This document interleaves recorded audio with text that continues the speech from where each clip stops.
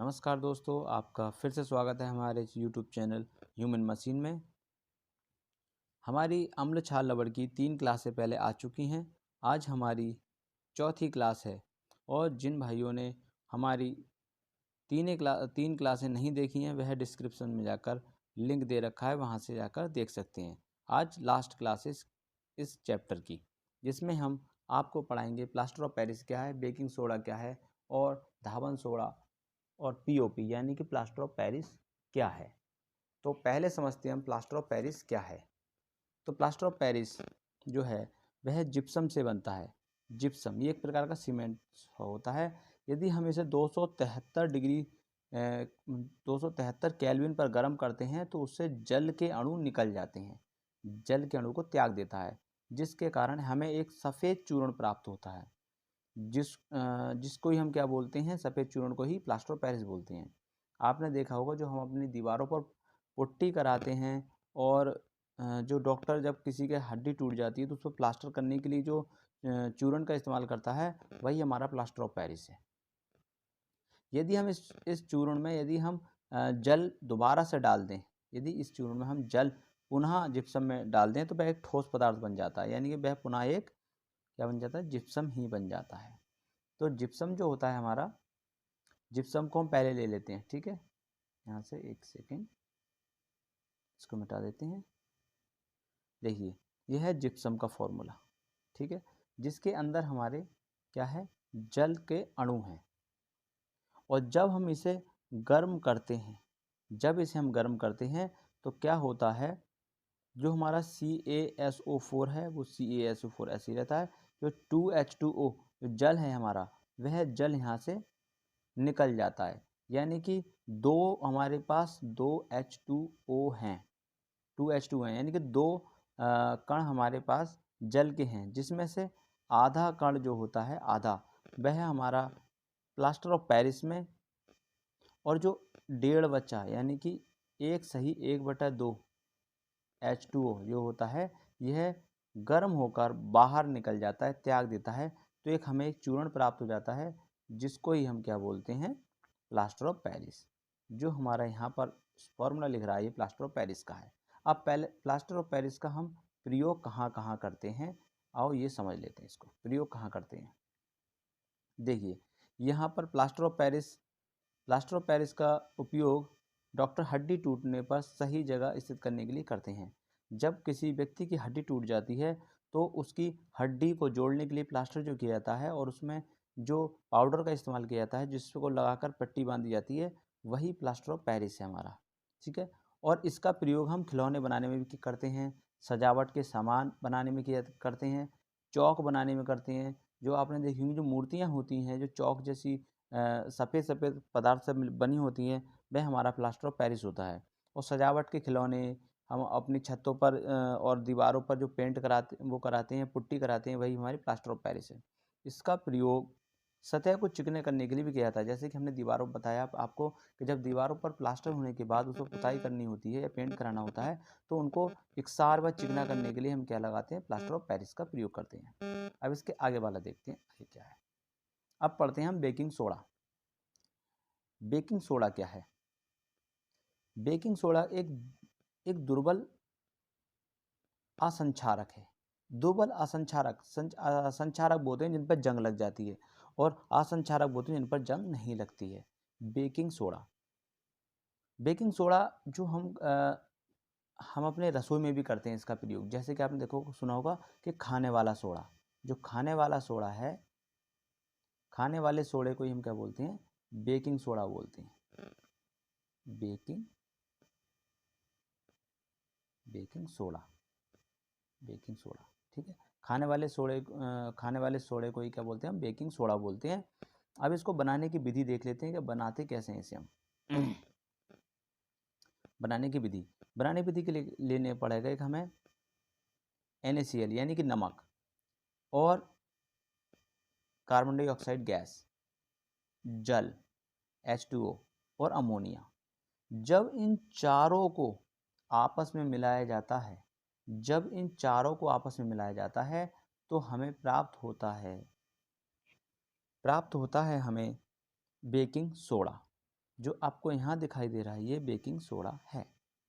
ठीक है, अब देखिए यहाँ से Na है, Na ये आ गया। ठीक है, H यहाँ हमारे 2 H हैं।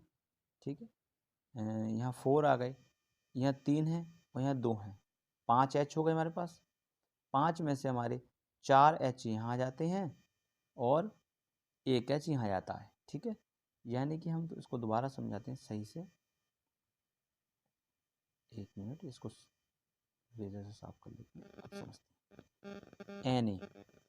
Na आ गया यहाँ से। ठीक है, अब देखिए जो हमारे पास उसके बाद H है, यहाँ कितने H हैं, यहाँ पर हमारे 3 हैं, 1 H यहाँ आ गया, यहाँ पर 2 H अभी बचे हैं। ठीक है, उसके बाद यहाँ पर देखते हैं हम Ca2, अब Ca3 यहाँ पर एक यहाँ पर वो सॉरी C है, C आ गया, O2 यहाँ पर है, यहाँ 3 है, तो एक O हमने ये वाला O ले लिया, एक ये वाला O, तो Ca3 हो गया पूरा कंप्लीट।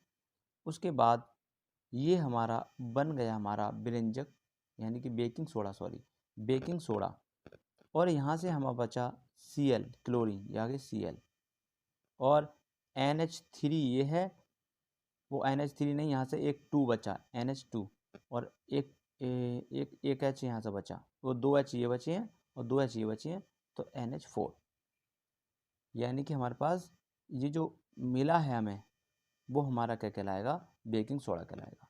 अब बेकिंग सोडा का प्रयोग हम करते कहाँ पर हैं, इसका उपयोग देखते हैं कहाँ पर है। बेकिंग पाउडर बनाने में, जो बेकिंग पाउडर होता है इसको बनाने में इसका प्रयोग किया जाता है। अब बेकिंग पाउडर बनता है कैसे, बेकिंग सोडा को और टार्ट्रिक अम्ल को मिलाने से हमारा क्या बन जाता है, बेकिंग सोडा बन जाता है। अब अगला है इसके बाद, नेक्स्ट देखते हैं। नेक्स्ट है इसके बाद इस अभिक्रिया से उत्पन्न CO2 होगा यहाँ पर। ठीक है, यहाँ होगा CO2 के कारण जब हम इसको बेकिंग सोडा को, आपने देखा होगा रसोइयों में जब हम कभी पाव बनाते हैं या केक बनाते हैं तो उसमें क्या करते हैं, हम बेकिंग सोडा को मिलाकर प्रयोग करते हैं। जो हम सोडा इस्तेमाल करते हैं वही बेकिंग सोडा है। ठीक है, जब उसको हम आटे में या किसी में जो भी हमने मैदा लिया है उसमें मिला देते हैं तो उसको रख देते हैं मिलाकर, उसमें गूंथ कर, और रखने के बाद क्या होता है, वह पाव बन या फूल जाता है, रोटी भी, आटा भी फूल जाता है, केक भी फूल जाता है। तो क्या होता है, उसके अंदर जो फूलने का कारण है वो है CO2 यानी कार्बन डाइऑक्साइड गैस का बनना, जिसकी वजह से हमारी डबल रोटी जो होती है जिसे पाव बोलते हैं वह भी फूल जाती है, केक भी फूल जाता है। उसको जो गुदगुदा बनाने के लिए या वो फुलाने के लिए हम क्या करते हैं, बेकिंग सोडा का इस्तेमाल करते हैं, जिससे कि वह फूलने लगता है और उस पर खमीर उड़ जाता है। ठीक है, तथा इससे मुलायम और स्पंजी हो जाता है, वह मुलायम भी हो जाता है वो। ठीक, क्या हो जाता है, मुलायम हो जाता है। अब अगला देखिए, यह एंटासिड का एक एंटासिड का संगठक है। एंटासिड का मतलब होता है जब किसी व्यक्ति के पेट में अम्ल बनने लगता है और अम्ल की वजह से, जैसे कहते हैं एसिडिटी हो रही है, वही एसिडिटी, और उस एसिडिटी को ख़त्म करने के लिए हम क्या करते हैं, इस सोडे को ही पी लेते हैं पानी में घोल के। जो आपने सुना होगा इनो भी हमारा बेकिंग सोडा ही है, उसको हम पी लेते हैं। तो वह जो हमारी बॉडी के अंदर एसिड बन रहा है जिसकी वजह से हमें जलन हो रही है, तो हम क्या करते हैं, बेकिंग सोडा का इस्तेमाल करते हैं, बेकिंग सोडे को पी लेते हैं और वह एसिड ख़त्म हो जाता है, क्योंकि ये एक क्षार है और यदि एसिड बनना है हमारी बॉडी में तो वह अम्ल है, और अम्ल और क्षार की क्रिया होती है तो हमारा लवण बनता है। आपको पता है लवण प्लस जल H2O, ये हमने पहले आपको वीडियो में बता चुके हैं। तो ये न्यूट्रलाइजेशन क्रिया हो जाती है इनके बीच में, यानी कि उदासीनीकरण क्रिया हो जाती है और हमारे बॉडी से जो हो रहा मतलब एसिड बन रहा था वो क्या होता है, ख़त्म हो जाता है।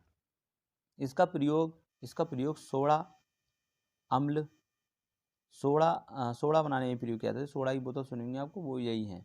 और अग्निशामक, ये यहाँ मिसप्रिंट हुआ है शायद। ठीक है, फिर अग्निशामक में किया जाता है। अग्निशामक जो हमारे अग्नि को बुझाने के काम में जो यंत्र होते हैं उनमें भी इनका प्रयोग किया जाता है। ठीक है, अब हम अगला देखते हैं।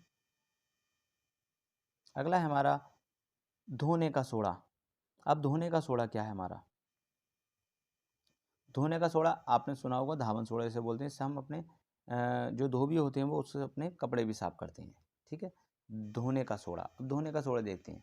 सोडियम कार्बोनेट के पुनः क्रिस्टलीकरण से धोने का सोडा बनता है। ठीक है, हमने क्या किया, सोडियम कार्बोनेट लिया, Na2CO3 सोडियम कार्बोनेट, और सोडियम कार्बोनेट में हमने जल डाल दिया। क्या डाल दिया? जल। जब हमने sodium carbonate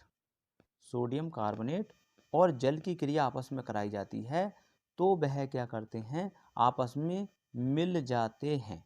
Na2CO3 Na2CO3 Na2CO3 Na2CO3 10H2O 10H2O, यानी आपस में क्या हो गए, वो मिल गए, जिससे क्या बनता है, हमारा धावन सोडा बनता है। ठीक है, और धावन सोडा ही हमारा क्या होता है, जो हमारा प्रयोग आता है कपड़े साफ करने में करते हैं, घर की सफाई करने में करते हैं, उसका प्रयोग वही हमारा धावन सोडा है। अब देखिए इसका उपयोग देखते हैं कहाँ कहाँ किया जाता है। इसका उपयोग कागज, साबुन, इसका उपयोग कागज, साबुन एवं कागज उद्योगों में, कांच में, साबुन में और कागज उद्योगों में किया जाता है। जैसे कि कांच बनाने में भी इसका प्रयोग किया जाता है, कांच वाले उद्योगों में, यानी कि उनकी फैक्ट्रियों में। साबुन बनाने में भी इसका प्रयोग किया जाता है। ठीक है, साबुन जो अच्छी तरह से साफ कर देते हैं ज़्यादा गंदगी को, वो उसमें धावन सोडा ही मिला होता है। फिर अगला है कागज। कागज उद्योगों में जब आपने देखा होगा, जो कागज होते हैं वह पेड़ों से मिलकर बनते हैं। पेड़ों को पहले भूसा के तरह बिल्कुल पतला पतला काट लिया था, वह मतलब बिल्कुल पीस लिया था। उसका रंग उड़ाने के लिए, उसको साफ करने के लिए हम क्या करते हैं, धोने का सोडे का इस्तेमाल करते हैं, और फिर उसका बाद में हम कागज बना लेते हैं। ठीक है, अगला देखिए इसके बाद अगला है हमारा, इसका उपयोग बोरेक्स के उत्पादन में भी किया जाता है। इसका उपयोग किस में किया जाता है? बोरेक्स के भी उत्पादन में किया जाता है। अगला देखिए, इसका प्रयोग घरों में साफ सफाई में भी किया जाता है, यानी कि जो हम अपने घर में साफ सफाई करते हैं, फर्श की सफाई वैसे ज़्यादा गंदगी हुई तो उसको सफ़ा करने के लिए हम धावन सोडा का भी इस्तेमाल कर लेते हैं। यहाँ तक कि जब ज़्यादा ही कपड़े गंदे हो जाते हैं या दाग लग जाते हैं, उसको साफ़ करने के लिए धावन सोडा का भी इस्तेमाल किया जाता है। उससे हमारा जो कपड़ा है वो अच्छी तरह से साफ़ हो जाता है। जो धोबी होते हैं वह भी जो कपड़ों का धोते हैं उसके लिए भी धावन सोडा का ही इस्तेमाल करते हैं। जल की स्थायी कठोरता को दूर हटाने के लिए इसका भी प्रयोग किया जाता है। जैसे कि समझिए, जो जल होता है जिसमें अधिक साबुन झाग करते हैं, वह हमारा होता है मृदु जल, यानी कि कोमल जल। और जिसमें साबुन झाग नहीं करते हैं और सही से साबुन सफ़ा नहीं कर पाता, उसी को हम बोलते हैं कठोर जल। और कठोर जल को क्या करते हैं हम, कठोर जल में जब कपड़े सही से साफ़ नहीं होते हैं तो हम क्या करते हैं, उसमें हम थोड़ा सा धावन सोडा डाल देते हैं और उसकी कठोरता दूर हो जाती है। जल की कठोरता दूर करने के लिए ही हम किसका प्रयोग करते हैं, धावन सोडा का प्रयोग करते हैं। इसके बाद अगला देखिए, ब्रंजक चूर्ण। लास्ट है हमारा ब्रंजक चूर्ण। अब ब्रंजक चूर्ण क्या है? ब्रंजक चूर्ण देखिए, ब्रंजक चूर्ण क्या है हमारा, ब्रंजक चूर्ण, आपने ब्लीचिंग पाउडर सुना होगा, ये ब्लीचिंग पाउडर ही है। अब ब्लीचिंग पाउडर जो होता है वो बनता कैसे है? आपने देखा होगा, जो महिलाएं होती हैं वह ब्लीच लगाती हैं चेहरे पर, तो उस ब्लीच में एक अलग से पाउडर रख के आता है हमारा, हल्का हल्का पीले कलर का। ठीक है, वही हमारा ब्लीचिंग पाउडर है। अब ब्लीचिंग पाउडर को बनाएंगे कैसे? ब्लीचिंग पाउडर बनाने के लिए हमें चूने की आवश्यकता होगी, यानी कि शुष्क शुष्क बुझा हुआ चूना। यानी कि जो चूना होता है वो कैसा होना चाहिए, सूखा होना चाहिए, बुझा हुआ होना चाहिए। बुझा हुआ मतलब जो हम डायरेक्टली चूना लाते हैं, पहले उसको पानी में डालेंगे, और पानी में डालने के बाद वह गर्म हीट प्रोड्यूस करेगा और उसको बुझा लेंगे। यानी बुझा मतलब हीट में उसको शांत हो जाएगी, पानी में रखे रखे, उसके बाद उसको सुखा लेंगे, और जो हमें प्राप्त हुआ है सूखा चूना जो बुझ गया है, उसका इस्तेमाल हम कहाँ करेंगे, यहाँ पर 2 है, ठीक है, उसका इस्तेमाल क्या करेंगे, हम उसमें क्लोरीन डाल देंगे। अब क्लोरीन कैसे प्राप्त होगी हमें, हमें क्या करना है, NaCl यानी नमक, नमक का विद्युत अपघटन करते हैं हम। जब NaCl को विलयन में हम क्या करते हैं, विद्युत अपघटन यानी विद्युत धारा को प्रवाहित करते हैं, तो Na जो होता है Na ये है अलग टूट जाता है और हमारा Cl अलग टूट जाता है। ठीक है, तो यहीं से हमें क्लोरीन मिल जाती है। और क्लोरीन की क्रिया किससे करानी है? हमें बुझे हुए चूने से करानी है। ठीक है, जब हम बुझे हुए चूने से, ये बुझे हुए चूने का फॉर्मूला है। ठीक है, और बुझे हुए चूने को हम कैल्शियम ऑक्सीक्लोराइड बोलते हैं। ये हमारा कैल्शियम ऑक्सीक्लोराइड है और इसमें क्लोरीन हमने डाल दिया। जब क्लोरीन की क्रिया कराई तो हमें क्या प्राप्त होगा? हमें होगा ब्रंजक चूर्ण प्राप्त। ब्रंजक चूर्ण प्राप्त होगा और दूसरा होगा हमारा जल प्राप्त, जिसमें जल और ब्रंजक चूर्ण दो प्राप्त होंगे। जल को हम अलग कर देंगे और जो हमें चूर्ण प्राप्त हुआ है वही हमारा ब्रंजक चूर्ण है, जिसे हम ब्लीचिंग पाउडर कहते हैं। अब आगे देख लेते हैं कि इसके उपयोग क्या क्या हैं। उपयोग जो हैं इसके, सबसे पहला उपयोग है वस्त्र उद्योग में सूत व नीलैन के ब्रंजक के लिए। जैसे जो हमारा वस्त्र उद्योग होते हैं, जहाँ हमारे वस्त्र बनते हैं, तो सूत नीलैन इनके लिए जो तैयार किए जाते हैं उनको, तो तैयार करने से पहले उनमें अलग अलग प्रकार के कलर होते हैं, बहुत ही गंदे कलर के होते हैं। तो उसके रंग उड़ाने के लिए, ब्रंज मतलब रंग उड़ाने के लिए क्या करते हैं, हम इसका इस्तेमाल करते हैं और उसको रंग उड़ा देते हैं, उसको बिल्कुल साफ कर देते हैं उसका कलर। और फिर हम जो चाहें वह उस सूती को या उस कपड़े को कोई भी कलर बाद में दे सकते हैं। पर उसका रंग उड़ाने के लिए हम क्या करते हैं? ब्रंजक चूर्ण का इस्तेमाल करते हैं। कागज की फैक्ट्री में लकड़ी के मज्जा के ब्रंजक के लिए, यानी कि हमने आपको बताया जो कागज होता है उसे बनाने के लिए पहले हम क्या करते हैं? पेड़ों की अच्छी से कटने के बाद उसको पीसा जाता है। तो वह जो होता है, पीसने के बाद उससे कागज बनता है। तो कागज जो बनता है ना, वो बिल्कुल प्योर साफ नहीं होता है, बिल्कुल सफ़ेद नहीं होता। उसका रंग उड़ाने के लिए क्या करते हैं? हम ब्रंजक चूर्ण का इस्तेमाल करते हैं। ब्रंजक चूर्ण का इस्तेमाल करते हैं उसका। अगला देखिए, रासायनिक उद्योगों में एक उपापचय के रूप में। हम जो रासायनिक उद्योग होती हैं हमारे केमिस्ट्री के जो हैं रसायन, मतलब आपको केमिकल्स में भी इनका प्रयोग किया जाता है, केमिकल उद्योगों में भी इसका प्रयोग किया जाता है। अगला है पीने वाले जल को जीवाणु मुक्त करने के लिए या रोगनाशक के रूप में।